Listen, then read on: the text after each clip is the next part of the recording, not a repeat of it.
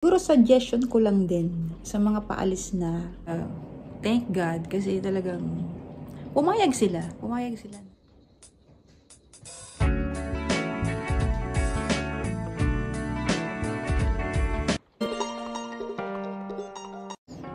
Hi guys, good morning. I'm Daisy Treat. Welcome back sa aking channel. Nakalimutan kung sino siya. Ayan, today ay May 16. Ayan, medyo maulan. Pakita natin yung window. Oops.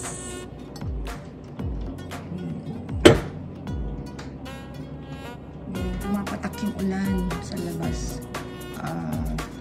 Negative 8 na naman tayo. Positive 8 lang naman ang temperature na yun. Pero malamig. So, ayan. Paano ko nga magsisimulan? Kasi nung bago ko umalis, nag-iisip ako kasi kung paano ako magsasend ng pera sa anak ko. Kasi nga wala siyang ID. Wala siyang valid ID. Kasi pa lang siya is grade 11. So, nagbakasakali ako pumunta sa BDO kung pwede akong mag-additional account sa BDO. So, pero actually, wala akong ideya kung pwede ba talaga. Ang ginawa ko na lang, dinala namin yung ID niya, plus kumuha kami ng barangay clearance sa barangay namin, syempre. And then, dinala ko yung aking passport, yung visa ko. Ayun, nagbabakasakali ako na baka pwede siyang makakuha ng account. Alam nyo talaga, thank God, kasi talagang pumayag sila na mag-additional account yung anak ko without documents. Diba kasi puro ang daming diba. Diba pag nag-apply tayo ng mga bank account, maraming kailangan na requirements, mga valid IDs. Pero nang pumunta kami doon, tapos in-explain ko nga na paalis na ako, na wala kasing ID yung anak ko. Ang ID niya ay yung school ID lang.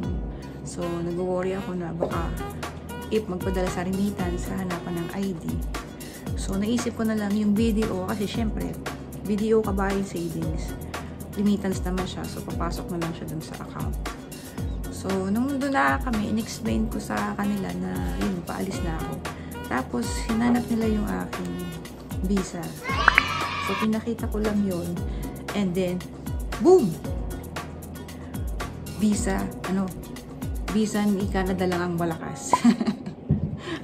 Rosmar lang malakas. Hindi lang ikaw Rosmar ang malakas. Ang visa sa Canada malakas din. Imagine na walang documents na hinanap. Pati nga yung barangay clearance na dala-dala namin, hindi naman kinuha. So, talagang pinapill up na siya ng mga details niya, pangalan, ganyan, address, number, and then binigyan na siya ng passbook and ATM. So, bali yung ATM, 1 week pa yun bago makuha. Pero nakuha niya right away, immediately, yung passbook. Itong passbook na to is sa akin to. So, dapat pala ito, hindi ko dinala ko kasi ito kasi baka hanapin sa immigration, proof of funds. O, dapat pala itong Kabayan Savings ay na-update siya every month. So, yun. Humingi ng documents ng anak ko kasi bale, nagbase na lang sila sa requirements ko sa old account ko sa BDO. So, bali, meron naman kasi akong account sa BDO. So, yun na lang yung ginawa nilang account ko and then parang additional account na lang yung sa anak ko. So, ayun, ang galing. Ayan, nagbago tayo ng location. Konti. Kasi, siguro suggestion ko lang din sa mga paalis na ayun, try nyo din na kung meron na kayong account sa BDO, ipakita nyo lang din yung visa nyo. And then, yun, try nyo mag-additional account sa mga anak nyo or siguro pwede sa asawa or sa kapatid. Kasi magbabase naman sila dun sa old account mo sa BDO. So, try nyo na para makalibre kayo ng, para wala ng mga documents requirements kasi napakabusisi nun. Kailangan pa ng employment certificate, proof of funds, 3 months of proof of remittance. So, napakarami yung ipoprovide na requirements. Pero, kung meron kayong visa at kayo paalis na, ayun, try nyo po pumunta sa mga branch ng BDO para makakuha kayo ng libreng BDO Kabay, savings, passbook, and AD. Hindi lang naman kahit anong, any kind of visa siguro. Basta meron kang visa, working visa, tourist visa, or student visa. Basta paalis ka ng bansa. Pwede ka nilang mabigyan ng account, libreng account, no documents needed.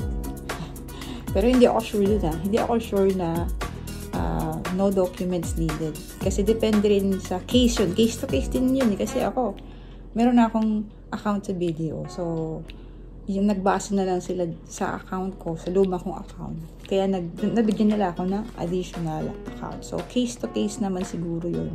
So, sa case nyo, malay nyo, pwede rin sa inyo. Kaya, pwede nyo i-inquire, pwede nyo alamin, pwede nyo tanungin, punta po kayo sa mga BDO branch. Sayang din to kasi zero maintaining balance.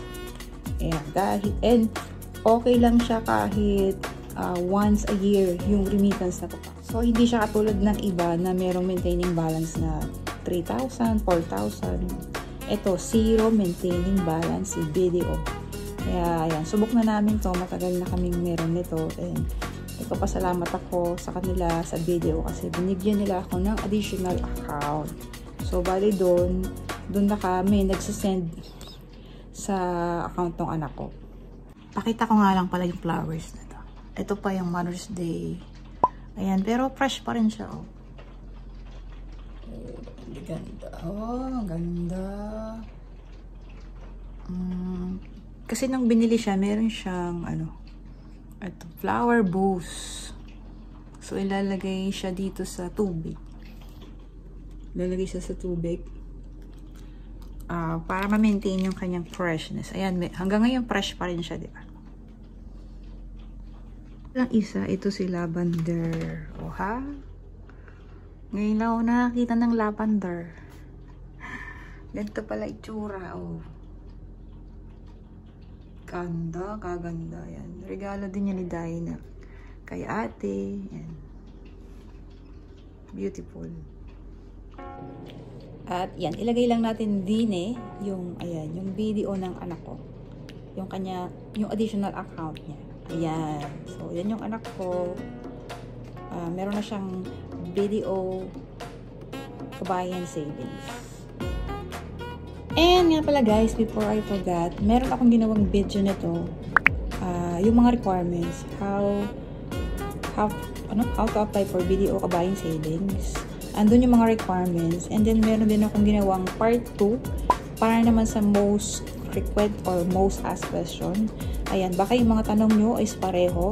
Andyan din yung video. Pwede nyo puntahan sa mga video list natin. Ayan, maraming salamat sa panonood. At kung meron po kayong tanong, you can comment down below para if alam natin, pwede po natin sagutin. Thank you for watching this far. Thank you for watching and see you to my next me.